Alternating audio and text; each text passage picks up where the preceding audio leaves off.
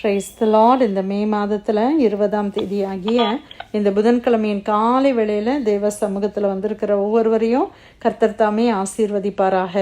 இந்த நாளிலும் நம்ம தியானிக்கிற கர்த்தருடைய வார்த்தை நம்முடைய பரிசுத்த வேதாகமத்தில் மார்க் எழுதின சுவிசேஷம் 9ஆம் அதிகாரம் 28, 29 வசனங்கள். The Gospel Book of Mark chapter 9 verses 28 and 29. வீட்டில் அவர் பிரவேசித்த பொழுது அவருடைய சீஷர்கள் அதை துரத்திவிட எங்களால் ஏன் கூடாமல் போயிற்று என்று அவரிடத்தில் தனித்து கேட்டார்கள்.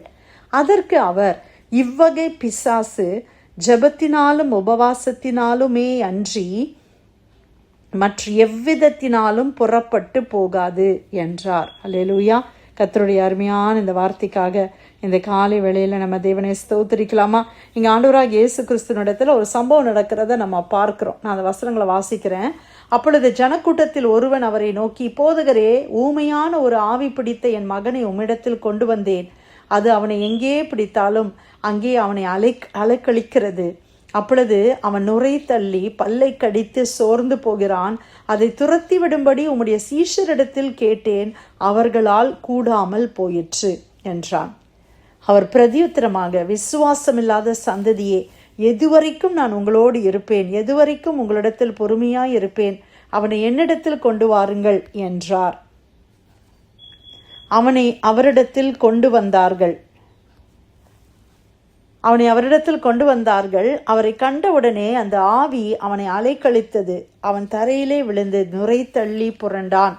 அவர் அவனுடைய தகப்பனை நோக்கி, இது இவனுக்கு உண்டாகி எவ்வளவு காலமாயிற்று என்று கேட்டார். அதற்கு அவன், சிறு வயது முதற்கொண்டே உண்டாயிருக்கிறது. இவனை கொல்லும்படிக்கு அது அநேகந்தரம் தீயிலும் தண்ணீரிலும் தள்ளிற்று. நீர் ஏதாகிலும் செய்யக்கூடுமானால் எங்கள் மேல் மனதிறங்கி எங்களுக்கு உதவி செய்ய வேண்டும் என்றான். இயேசு அவனை நோக்கி, நீ விசுவாசிக்க கூடுமானால் ஆகும், விசுவாசிக்கிறவனுக்கு எல்லாம் கூடும் என்றார். உடனே பிள்ளையின் தகப்பன், விசுவாசிக்கிறேன் ஆண்டவரே, என் அவ்விசுவாசம் நீங்கும்படி உதவி செய்யும் என்று கண்ணீரோடே சத்தமிட்டு சொன்னான். அப்பொழுது ஜனங்கள் கூட்டமாய் ஓடி வருகிறதை இயேசு கண்டு அந்த அசுத்த ஆவியை நோக்கி, ஊமையும் செவிடுமான ஆவியே, இவனை விட்டு புறப்பட்டு போ, இனி இவனுக்குள் போகாதே என்று நான் உனக்கு கட்டளையிடுகிறேன் என்று அதை அதட்டினார். அப்பொழுது அது சத்தமிட்டு அவனை மிகவும் அலைக்கழித்து புறப்பட்டு போயிற்று. அவன் செத்து போனான் என்று அநேகர் சொல்லத்தக்கதாக செத்தவன் போல் கிடந்தான். இயேசு அவன் கையை பிடித்து அவனை தூக்கினார். உடனே அவன் எழுந்திருந்தான். வீட்டில் அவர் பிரவேசித்த பொழுது அவருடைய சீஷர்கள் அதை துரத்திவிட எங்களால் ஏன் கூடாமல் போயிற்று என்று அவரிடத்தில் தனித்து கேட்டார்கள். அதற்கு அவர், இவ்வகை பிசாசு ஜெபத்தினாலும் உபவாசத்தினாலுமே அன்றி மற்ற எவ்விதத்தினாலும் புறப்பட்டு போகாது என்றார். அல்லேலூயா. கர்த்தர் கொடுத்த இந்த வார்த்தை, இந்த சம்பவத்திற்காக நம்ம ஆண்டவருக்கு நன்றி சொல்லலாம். ஆண்டவரிடத்துல ஒரு சின்ன பையன் இல்லையா, அந்த பையனுடைய விடுதலைக்காக கொண்டு வர்றாங்க. சீஷர்களால் அந்த பிசாசை துரத்த முடியல. உடனே ஆண்டவர் என்ன செய்கிறார், அந்த இடத்துல அவர்களை கடிந்து கொள்ளுகிறார். எவ்வளோ நாள் உங்களோட இருப்பேன், விசுவாசமே இல்லாமல் இருக்கிறீங்களே. அப்போ அந்த தகப்பனை பார்த்து கர்த்தர் சொல்கிற ஒரு வார்த்தை என்னது, விசுவாசிக்க கூடுமானால் எல்லாம் கூடும். அந்த தகப்பன் சொல்கிறாரு, ஆண்டவரே, அவிசுவாசமாக இருக்க ஆண்டவரே, விசுவாசிக்க முடியல, என்னுடைய அவிசுவாசம் நீங்கும்படி உதவி செய்யுங்கன்னு கண்ணீரோடு ஜெபிக்கிறார். அப்போ கர்த்தர் அந்த இடத்துல ஒரு விடுதலையை கொடுக்கறத பார்க்குறோம். பாருங்கள், தீயிலும் தண்ணீரிலும் அந்த பிசாசு அந்த பையனை போட்டு தள்ளுது. அப்படின்னு என்ன அர்த்தம்? அந்த பையனை அவன் செத்து போகணுன்றது தான் அந்த பிசாசு எதற்காக அந்த பையனுடைய சரீரத்திலிருந்து அது அப்படி கிரியை செய்துன்னா, நல்ல ஞாபகம் வச்சுக்கோங்க. யோவான் 10:10 ஆண்டவர் சொன்னாங்க இல்லையா, ஆண்டவர் என்ன சொன்னாங்க, திருடவும் அழிக்கவும் தான் வர்றான், அவன் அழிக்கணும்.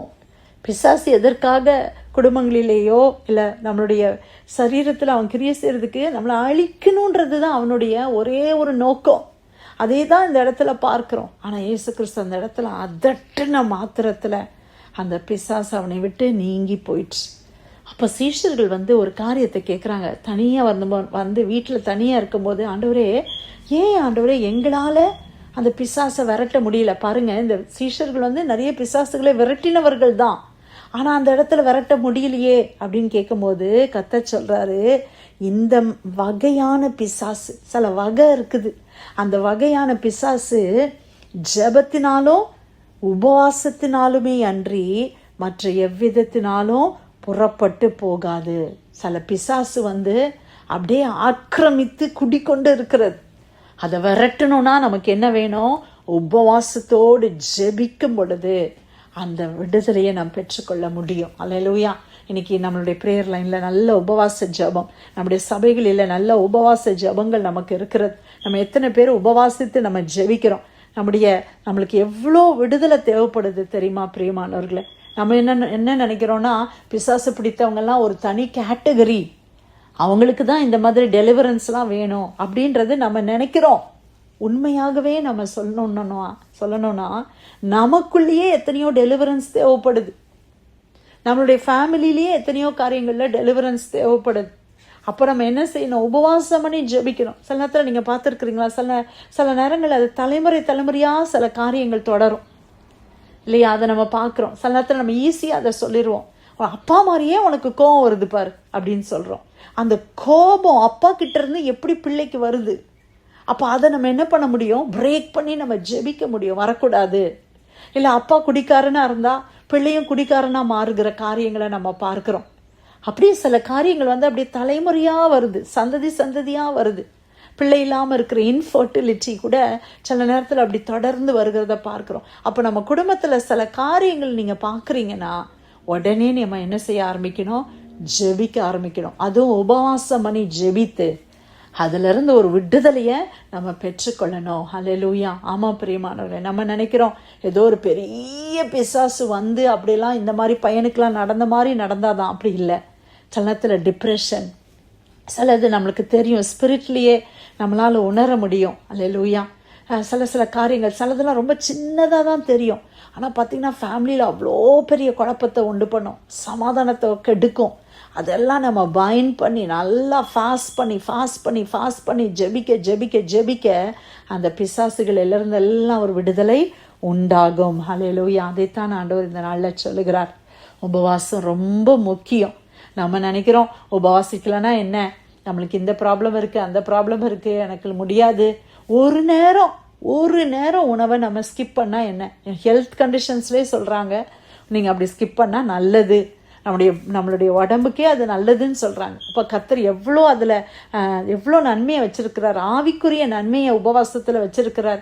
நம்மெல்லாம் ஒரு காலத்தில் நல்லா உபவாசித்து ஜெபித்தோம். ஆனால் இந்த நாட்களில் பாருங்கள், கொஞ்சம் கம்ஃபர்ட்ஸ் அப்படிலாம் வரும்போது சில காரியங்களை நம்ம விலகுகிறோம். ஆனால் ஆண்டவர் நம்மளை நேசிக்கிறபடினால மறுபடியும் அதை புதுப்பித்து கொள்ள கர்த்தர் நம்மளை அழைக்கிறார். ஹல்லேலூயா. நம்முடைய குடும்பங்களில் இருக்கிற காரியம் நம்ம ஓன் செல்ஃப்லேயே நம்ம யோசித்து பார்த்தா எத்தனையோ இருக்குது. அப்போ நம்ம என்ன செய்ய ஆரம்பிக்கலாம்? ஆண்டவரே, நான் உபவாசம் பண்ணி நான் ஜெபம் பண்ணுறேன், இந்த டேயை நான் டார்கெட் பண்ணுறேன், இதை ஒரு ஃபாஸ்டிங் டேயாக நான் வைக்கிறேன். ஆண்டவரே, எனக்கு இந்த இடத்துல ஒரு விடுதலை வேணும், இந்த இடத்துல நானே எனக்கு ஒரு வீக்னஸை ஃபீல் பண்ணுறேன், ஒரு ஆவிக்குரிய பலவீனத்தை இந்த ஏரியாவில் நான் ஃபீல் பண்ணுறேன், நான் அடிக்கடி இந்த இடத்துல நான் விழுந்து போகிறேன், எனக்கு இதில் ஒரு விடுதலை வேணும்னு சொல்லி நீங்கள் ஜெபம் பண்ணி பாருங்கள். கட்டாயமாய் கர்த்தர் இந்த இடத்துல விடுதலையை கொடுப்பார். ஹல்லேலூயா. உபவாசத்தினாலும் ஜெபத்தினாலுமே அன்றி வேறு எவ்விதத்தினாலும் இவ்வகை பிசாசு போகவே போகாது. ஹல்லேலூயா. புறப்பட்டு போகாது. அப்போ ஆண்டவர் எவ்வளோ அப்படியே எப்போ அந்த பவர்லேயே இருந்தாங்க பார்த்தீங்களா? ஜீசஸ் அவர் உடனே போய் நான் ஃபாஸ்ட் பண்ணிவிட்டு ஜெபம் பண்ணுறேன், கொஞ்சம் நாளைக்கு வாங்க அப்படிலாம் சொல்லவே இல்லை. அந்த நேரத்தில் உடனே இம்மீடியட்டாக இன்ஸ்டன்டேனியஸாக டெலிவரன்ஸ். நம்ம ஒரு நாள் நினைக்கலாம், ஜீசஸ் 100% காடாக இருந்தாங்க, 100% மேனாகவும் இருந்தாங்க இல்லையா? அப்போ ஆண்டவர் எவ்வளோ ஆயத்தமாக இருந்தாங்க. இன்றைக்கி நம்மக்கிட்ட ஒருத்தரை கொண்டு வராங்க, ப்ரே பண்ணுங்கன்னு சொன்னால் நம்ம எவ்வளோ தயங்குறோம், எவ்வளோ பயப்படுகிறோம். இல்லை நாளைக்கு வாங்க, இல்லை 1 வீக் கழிச்சு வாங்க, நான் கொஞ்சம் ப்ரே பண்ணி ஆயத்தமாகறேன் அப்படின்னு சொல்கிறோம். அப்போ நம்ம எப்போ எப்படி இருக்கணும்? ரெடியாக இருக்கணும். ஆண்டவருடைய பிள்ளைங்க ஆண்டவருடைய வார்த்தையில் ஜெபத்தில் நம்ம எப்பவும் தரித்திருக்கும் போது எப்படிப்பட்ட காரியத்தையும் என்ன செய்ய முடியும்? நம்மளால் ஆண்டவருக்குடைய கிருபையினால் செய்ய முடியும். ஹல்லேலூயா. அந்த கர்த்தர் கொடுத்த நல்ல வார்த்தைக்காக மார்க் 9:28-29 வீட்டில் அவர் பிரவேசித்த பொழுது அவருடைய சீஷர்கள் அதை துரத்திவிட எங்களால் ஏன் கூடாமல் போயிற்று என்று அவரிடத்தில் தனித்து கேட்டார்கள். அதற்கு அவர், இவ்வகை பிசாசு ஜெபத்தினாலும் உபவாசத்தினாலுமே அன்றி மற்ற எவ்விதத்தினாலும் புறப்பட்டு போகாது என்றார். கர்த்தர் கொடுத்த அருமையான வார்த்தைக்காக ஆண்டவருக்கு நன்றி செலுத்தி பிரேயர் லைனில் வந்திருக்கிற யாராவது நம்ம ஜெபிக்கலாமா?